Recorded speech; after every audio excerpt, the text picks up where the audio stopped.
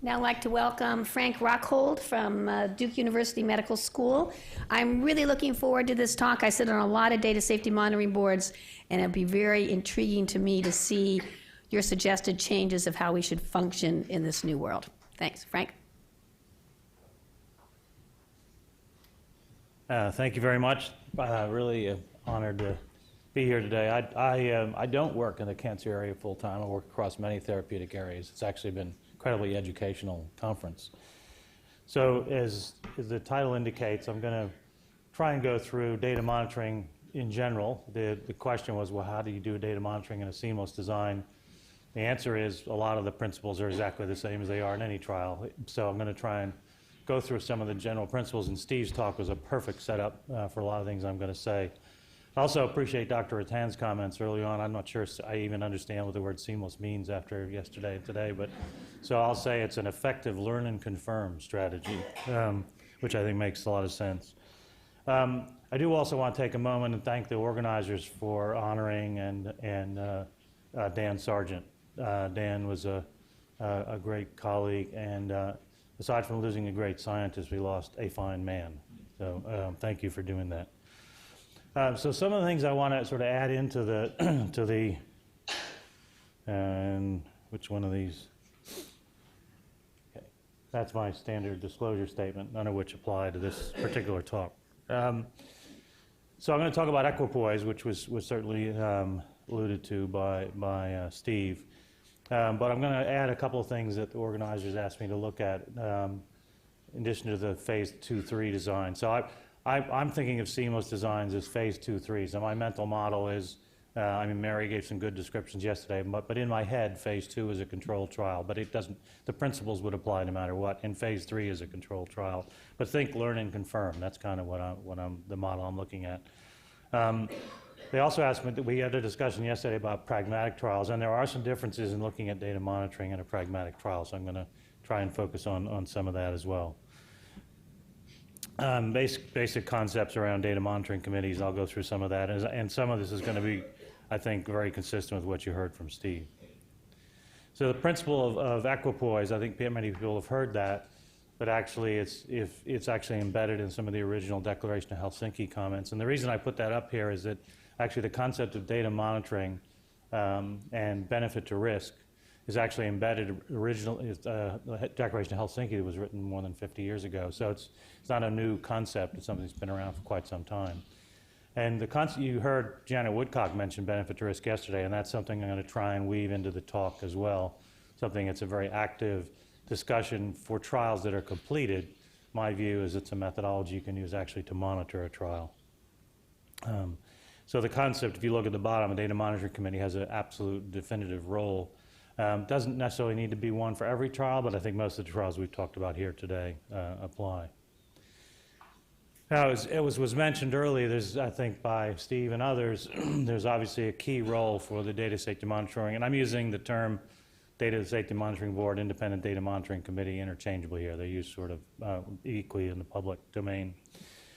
This is from an article that Stuart Pocock wrote a while ago. Basically, I think they did a nice job highlighting that an important role of a Data Safety Monitoring Board is safety. It's a little harder to you can pre-specify for certain events, but most of the things that the Data Safety Monitoring Board is challenged by are things that they didn't expect, and so it's a little hard to pre-specify that. So you have to put that in a perspective of people are making a judgment, and you're putting a lot of responsibility on them as part of that independent assessment that Steve referred to. But I also think there's a benefit to risk perspective. I've been involved in well over 100 data safety monitoring boards from one fashion or another, and I would say whether I'm on one or I'm setting one up, I would not want a data safety monitoring board to never consider the concept of benefit or only consider the concept of benefit without risk. I don't see it's hard to make that decision in a vacuum. And in fact, that's what the original Declaration of Helsinki is asking for. And I'm not talking about type 1 error. I mean, that's all well constructed. I think both Steve and Mary referred to that yesterday. I'm really talking about the thought, the thinking behind what a data safety monitoring board is looking at. And I think there's areas, and Steve referred to modeling, I think there's areas where we can actually be a bit more sophisticated in the way we look at benefit to risk modeling. So if you look at some of the work that's going on now that the FDA and other, and number of academic centers that are looking at this, looking at modeling benefit to risk after the fact. In other words, you read a typical journal article, there's 6 pages on benefit, 3 paragraphs on risk, and then 1 sentence that says the benefit exceeds the risk, go forth and conquer. So, but is there a more sophisticated way to actually look at that? There's a lot of debates about that and weighting and that sort of thing. But there's also now a movement. I'm working with some folks my colleagues at Harvard and some industry folks looking, how can you model the information in an ongoing trial, looking at benefit to risk, to try and help the Data Safety Monitoring Board integrate all of this information that they're inundated with, and I'll go through some of that. Not a simple process, because you could think about, well, how do I weight different events? That's not a simple, there's still a lot of human judgment, obviously, that is involved. Now, just some simple slides. One, do you have a data monitoring committee? And I think our independent data monitoring committee, frankly, I think in most of the situations we've been talking about here, it almost goes without saying that's what you'd want to do. Even if you weren't doing a seamless design, I would say in a seamless design, an independent perspective is almost essential. Particularly, remember, I'm talking about the phase 2, 3. You could argue the same thing's true in phase 1, 2. I think the principles apply whether the trial is blinded or not. If the trial is blinded, it puts different responsibilities on data monitoring committee than if it's not, and I'll try to comment on some of those as well. This is a key factor, conflict of interest. How do you set up a data monitoring committee in a way that it truly provides an independent assessment? There's been a lot of debate over the years about whether or not sponsors or PI should be on data monitoring committees. I personally don't think that's a good idea. I think particularly in a seamless design where lots of decisions are being made, I don't think it's in the patient's benefit interest, either the patients in the trial or the future patients, for those people to be involved in those decisions, or at least recommendations. And I'm going to try to distinguish between a decision and a recommendation in a moment. The one comment I would make, however, and it's not good for, obviously investigators shouldn't be on data monitoring committees, but the one thing I would also balance that is to say that if you're on a data monitoring committee or you're commissioning a data monitoring committee, you do want them to be independent, but there's a fine line between independence and ignorance. So you don't want to pick a data monitoring committee that's so independent that they're not ever allowed to talk to the people doing the research. Doesn't make any sense. So I think sometimes the concept of conflict of interest goes a bit far. I mean, you have to trust that the data monitoring committee can remove conflicts and make decisions that are in. So to me, you want independence and informed. You don't want independence and ignorance. But there is sometimes people, I think, just that carry that a bit too far, and they want people who are so removed they don't actually understand what's going on. So in the analysis phase, what you're asking in a seamless design or any data monitoring, but certainly it's also true in a seamless, the design is created by the sponsor, principal investigators. The data monitoring committee helps review that and gives input, but actually the design is owned usually by the researchers. The data monitoring committee's role is just to protect the current and future patients, as just, I think, nicely outlined by Steve. And I want to go over the concept of rules and guidelines. People get, and this is a control thing. That's why sometimes people don't like to set up data monitoring committee. They heard the word stopping rule, and they interpret it as a federal law. It's a guideline, and it's a guideline. Excuse me. It's a guideline to be used by a data monitoring committee to make sensible decisions. Here's when we think the data are going to get extreme enough that we think you ought to do something. But if you have other information that says, well, yeah, but yes, the efficacy is looking pretty large, but I've also got a large safety signal. I think I need to collect more information. Or I don't quite have enough efficacy information, but the safety signal is too strong. Whatever the situation is, it is a guideline. And I think that's where I think people sometimes, it's a rule that's in some sense trying to protect type 1 error rate, or in a real sense, but it doesn't supersede patient welfare. So I think it's a guideline to use, and it's a very difficult line to walk. And unfortunately, it has led to, in recent years, a number of potential liability issues actually for data monitoring committees. That's become an increasing issue because if you think about to a patient, if your data monitoring committee is saying, well, I can't stop the trial, the p-value is 0.005, but the stopping rule is 0.0001, I'm going to keep going, And you get to the end of the trial and somebody says, wait a minute, .005, that's got to be statistically significant. Why don't you stop the trial? My brother died and he stayed in the trial and he was on the control group. So there's some difficult decisions being made in that environment. It's unfortunately led to some, I think there's going to be, I predict that challenge is not going to go away. So it is really important to think about and discussing ahead of time. I think Dr. Shilsky asked a provocative question yesterday. Is a pre-specified adaptive design an oxymoron? I would say an unspecified design is an oxymoron. So, I think you can't define every, but I think the more you can model and think about upfront different scenarios about what would happen if, I've seen most these situations where they sort of unravel is where people haven't thought about it and the data come in and they look at it and then they panic or they don't understand what to do. So I think the more guidelines, and I use that term loosely, rules, and that's why I put them in quotes, that you could think about ahead of time, whether you're in the data monitoring committee or you're setting up the data monitoring committee, is in the patient's best interest. And to protect, the idea here is to protect patient welfare, but also protect the science. So I do a lot of work for PCORI, and PCORI is, of course, very focusing on the patient. That's what the P stands for, assuming it still exists in 3 months. But if you don't actually answer the scientific question, you're not focusing on the patient. So I think that balance is what the data monitoring committee's tried to deal with. Now I put in the bottom here that in most settings, the data monitoring committee's role is advisory. They are making a recommendation to a sponsor, to a funder, saying, we've seen an extreme result. We think the trial should stop. It should keep going. We should drop an arm. Same thing applies in a seamless design. We are at the end of what we think phase 2 is. We think we should go on to phase 3. We should drop these 2 arms, drop this subgroup of patients. And then someone else makes that decision. In a seamless design, if you're talking about something that's truly continuous, and I'm going to get into the communication issues in a moment that Steve mentioned, it is very possible actually you're putting more burden on the IDMC because you're saying now and I will say very seldom does a sponsor not go along with the so it's advisory, but I have to say it's kind of like your mother tells you should do something and you do it. I mean, whether or not it's not a requirement. So it's an advisory role, but it's borders on a decision. I can't think of any examples where people have declined to go along with an IDM, but I think in the seamless design scenario, it almost is codified as a decision because now you're saying once they make that decision, there's no more data that are going to come in and you can't go back. So I think it is a bit different.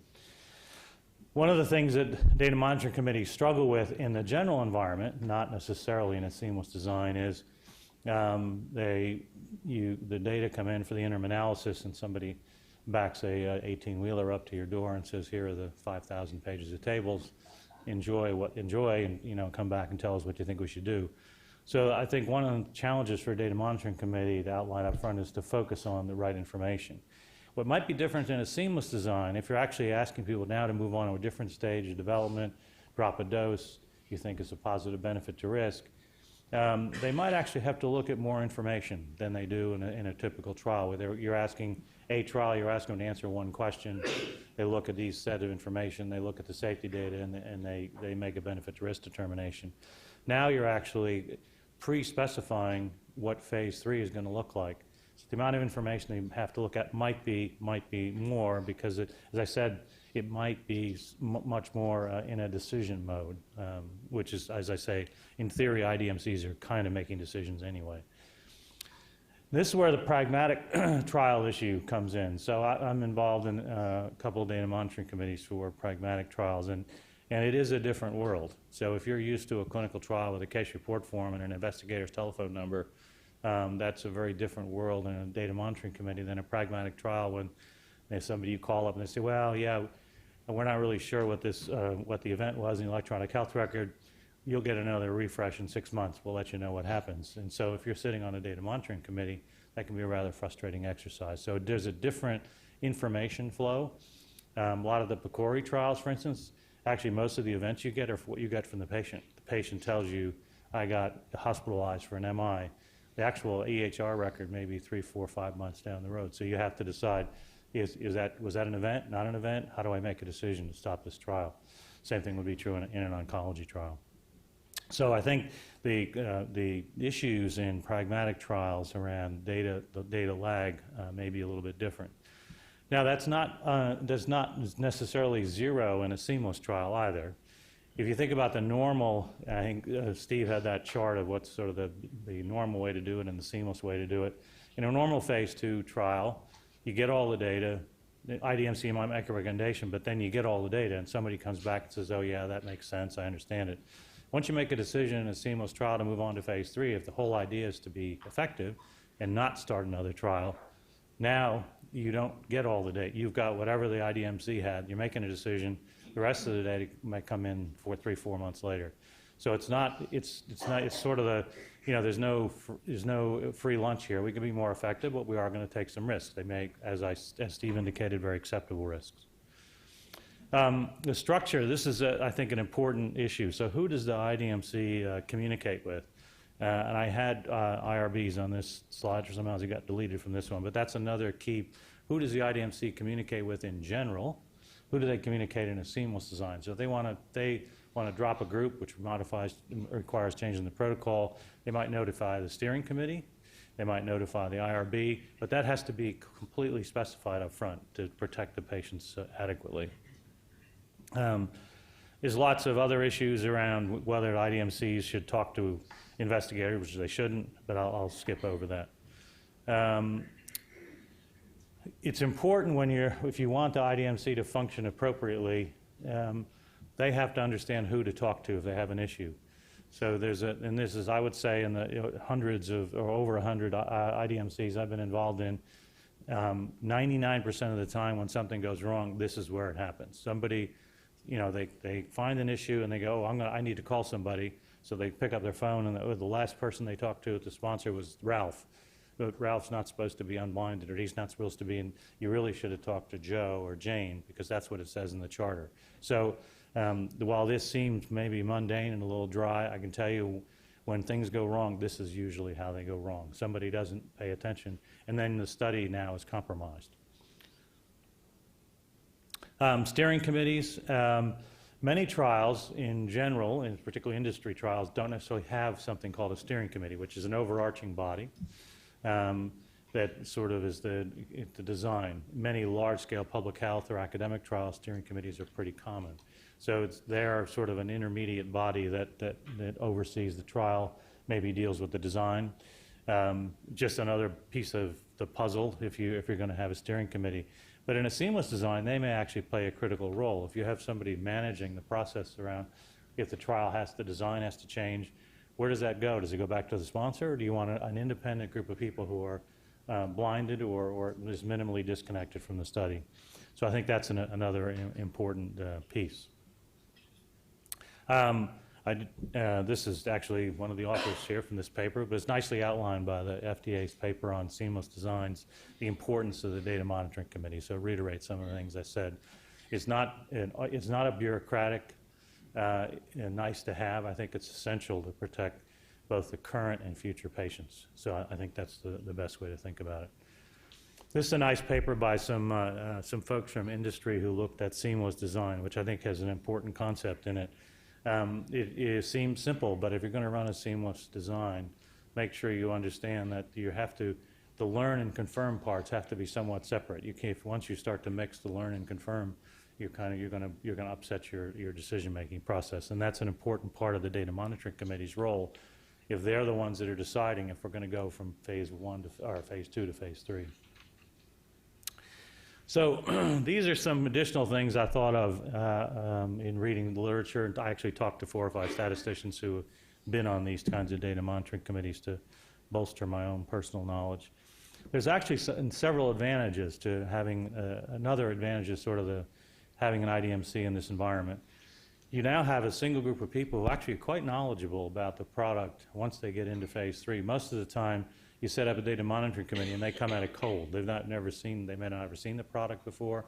Whereas now you've got a group of people who actually are quite knowledgeable about the issues. They know what safety issues to expect. So I think it's quite an important potential benefit.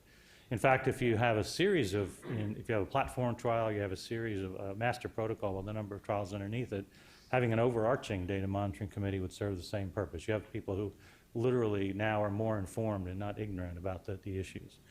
There is some potential for bias. When the trial goes from phase 2 to phase 3, even if it's blinded, people are going to figure out, well, something good must be happening. It can't be totally bad. So there's some, but I think that's just an acceptable level of bias. Another burden you're putting on the Data Monitoring Committee is not just whether or not to keep the trial going, it's whether or not to keep parts of the trial going. So there's different decisions being made by the Data Monitoring Committee, and all of those need to have some guidance up front. I already mentioned you might have more data to review. The data may be somewhat lagged, and I think I've made all those points. So I think there's a lot of things are the same as they are in any trial for data monitoring. The principles apply, but I think there are some specific things to think about in a seamless or effective learn and confirm trial. So, thank you.